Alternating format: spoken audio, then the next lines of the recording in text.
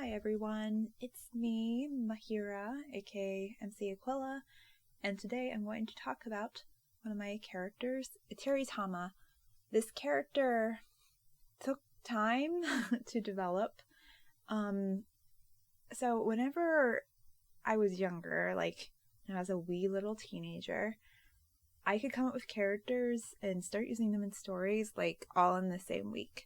I would come up with a character on Monday, I'd write up a character sheet on Tuesday, I would create other characters to go along with that character on Wednesday, and then by Thursday, Friday, I could basically start writing that character's story and very few changes would need to happen.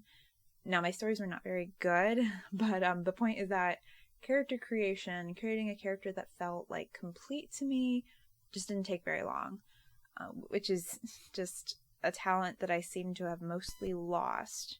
I guess I'm just getting old or something, I don't know. But anyways, so I wanted to talk about Tama in particular because she has her own history, and it's quite interesting compared to where she started versus where she wound up. So I hope you'll stay around for that, especially if you've been in a similar situation where you have a character who's changed a lot over time, or you have a character that you're working on right now and you don't know where things are going to end up. Because, I mean, it can end up in a strange place you never thought it would, but you're gonna love it probably. At least I know I did. And if you hear any clicking sounds, that's just me clicking through files and stuff. So, the first picture I have up, that should be up right now, is her iteration in early 2019. These pictures, which are from the Azalea's Dolls doll maker site, I really do love using doll makers. It's basically a time saver with coming up with just different character concepts. This one I think was from a Star Wars doll maker, which was amazing. Anyways, this isn't actually Atiri's first iteration, because I think I sketched her whenever I was basically house sitting, dog sitting, and I sketched her design. And I think that would have been either the end of 2018 or like very early 2019. But it was pretty similar to what you see here. She was, short-haired. Her hair was a lot less curly then. And she was sci-fi. She was sci-fi. She had magic. She could use weapons. And something that was always a thing for her was that there was always either another gal character who was either like her mentor or her friend or a villain. I found these doll maker things, and the one friend of hers on the right side was titled Dahlia Hawthorne-ish Girl, which means she was probably meant to be a villain. Dahlia Hawthorne is a villain from the Phoenix Wright games, and she is fantastic as a villain. She's just the worst. I love it. Anyways, so yeah, Atiri was going to be kind of like, I was watching Clone Wars for the first time, so she was absolutely inspired by Ahsoka Tano. She was already starting to take on the appearance that she would have for quite a while, especially with the blue hair. I really wanted her to have blue hair. It's like, if I'm going to have a heroine, she needs blue hair, I guess. I like blue hair.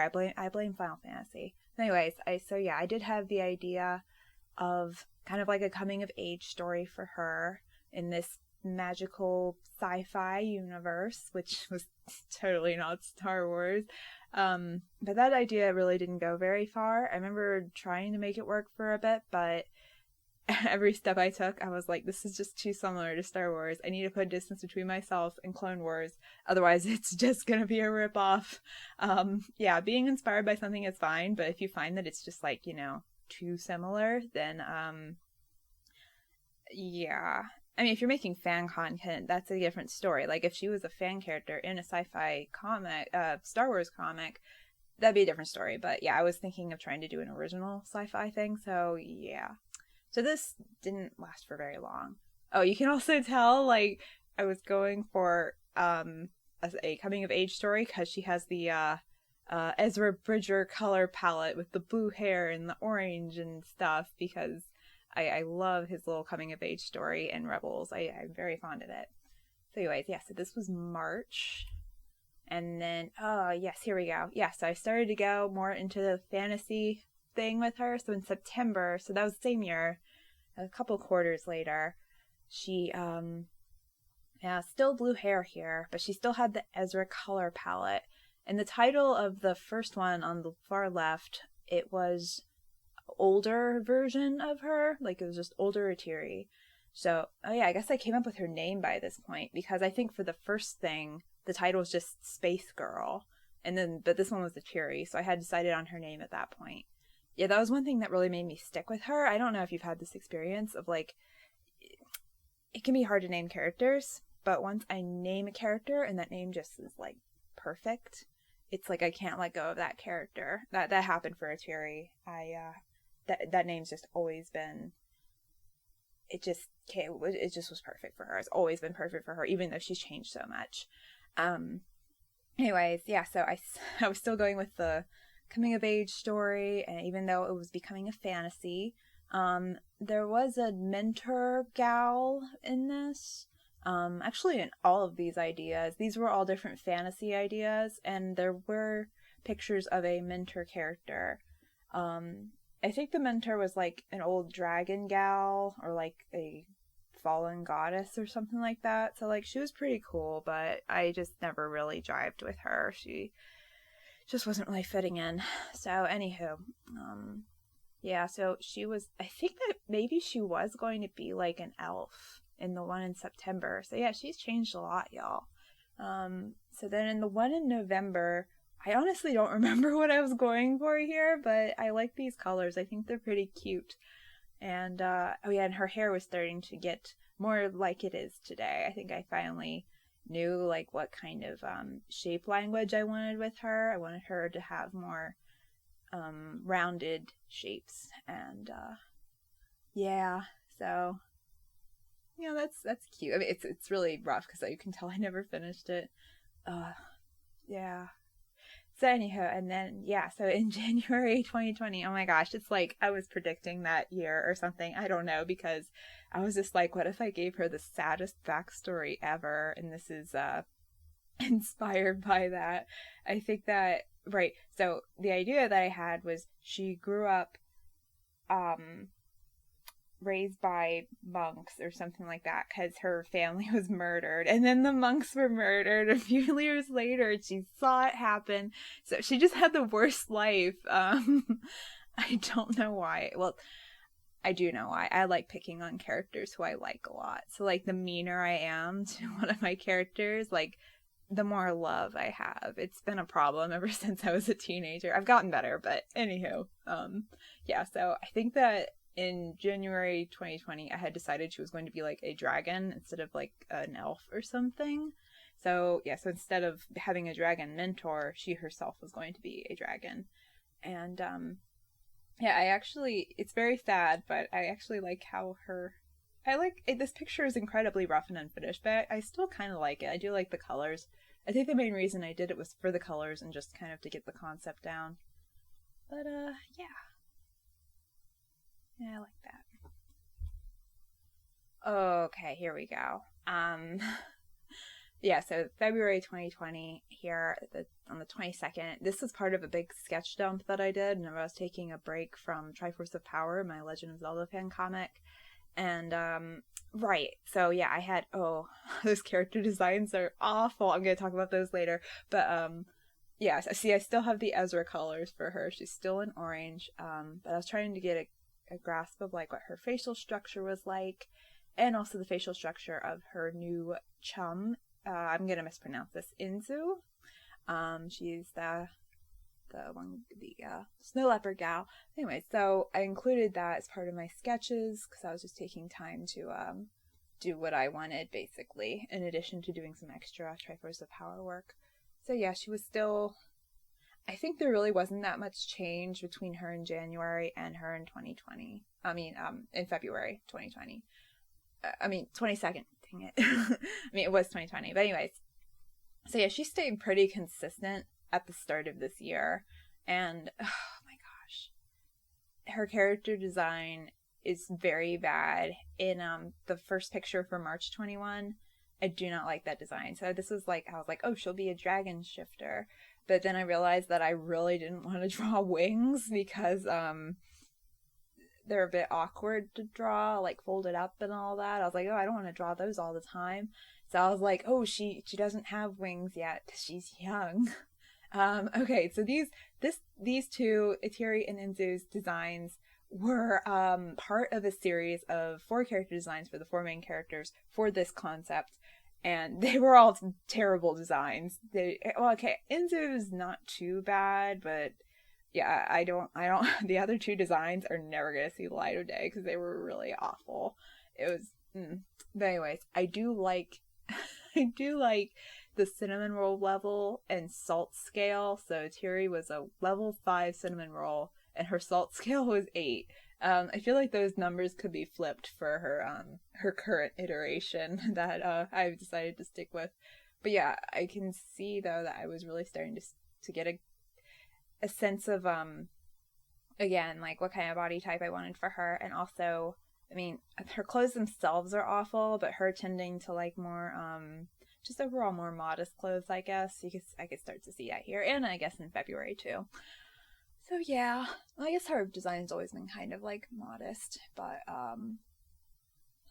didn't realize that until just now. But anyways, yeah, so she was a dragon with the saddest backstory, and that didn't work out. I still do want to do a tragic dragon someday though, but yeah, and I love Inzu. She was a wonderful foil for this Itiri. Itiri was even though her outfit is not at all girly. I mean, it's kind of girly, but it's just not. It could be so much cuter. Obviously.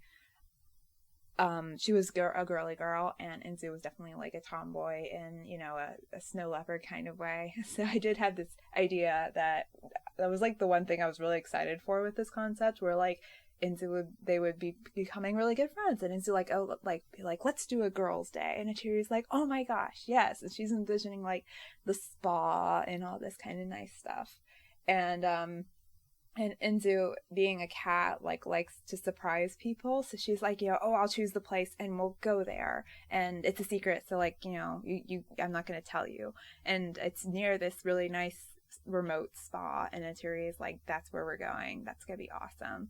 But then it turns out Inzu just brought her out here to like hunt and feast on the flesh of the beasts that they kill, and like that's her perfect idea of a girl's day. I think they wound up doing both or something. It was very cute. It was I did like their character interactions, and yeah, I just love writing the darker side of like cat girls or even cat guys, because cats are kind of scary. I mean, I love them, but their hunter instincts, if you think about it too much, it's like But yeah, snow leopards, I learned when forming this character, they can jump like really, really far.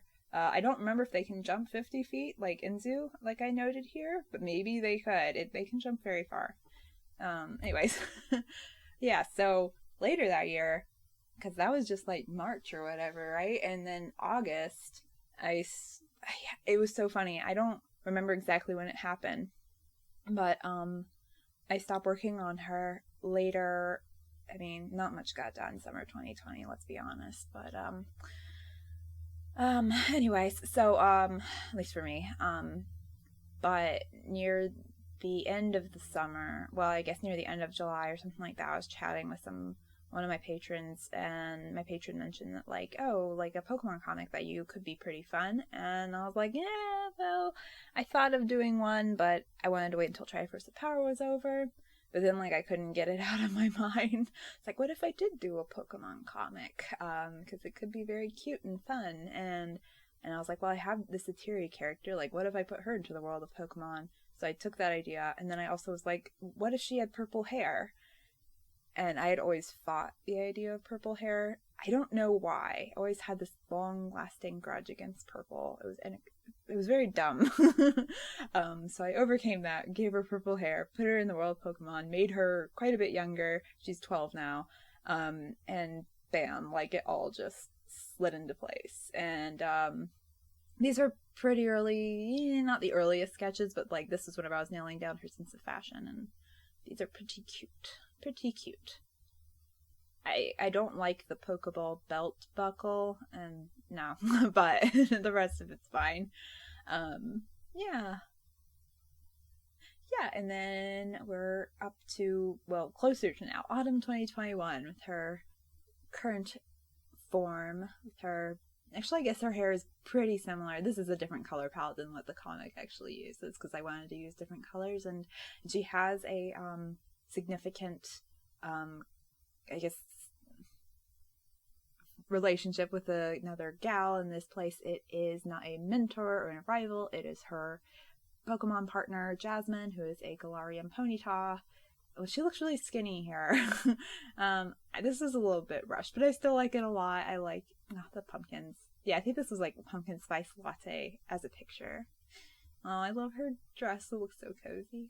Anyways, yeah, so this is a lot different than how it originally started with this character, and she changed a lot. And at first I thought she was going to be like a tough girl in the sci-fi universe, fighting and having a coming of age story in which she, aged a few years. It was, yeah, there's a lot of similarities between her and Ahsoka Tano. This is like, I could talk about inspiration versus ripping off in another video. Let me know if you're interested about that. But anyways, and so yeah, she's come a long way from that to a little girl going on a Pokemon adventure, and yeah, I am very pleased with how she's turned out. One thing I will say is that like I always liked drawing her. She was always just kind of easy to draw, and that's like a really good signal that, for me at least, that like a character's gonna stick with me if I can just draw them very naturally. It's not like a pain to do. And yeah, so comment down below if you've ever had a character journey like this where it took you a few years to finally like really realize how the character was supposed to be, or if you're in the midst of a character who's changing and growing and you're like, I don't know what to do with you, but I want to keep you around because I know you're awesome. So yeah, please comment down below if you have anything with that. And Atiri's comic is a Pokemon comic called MOONBLAST, and I think we're around like 35 pages into it at this point. So yeah, I've drawn this girl quite a bit. I still love it, so very good sign. So yeah, the comic will be linked down below if you'd like to read it, and I hope y'all have a great day. Bye bye.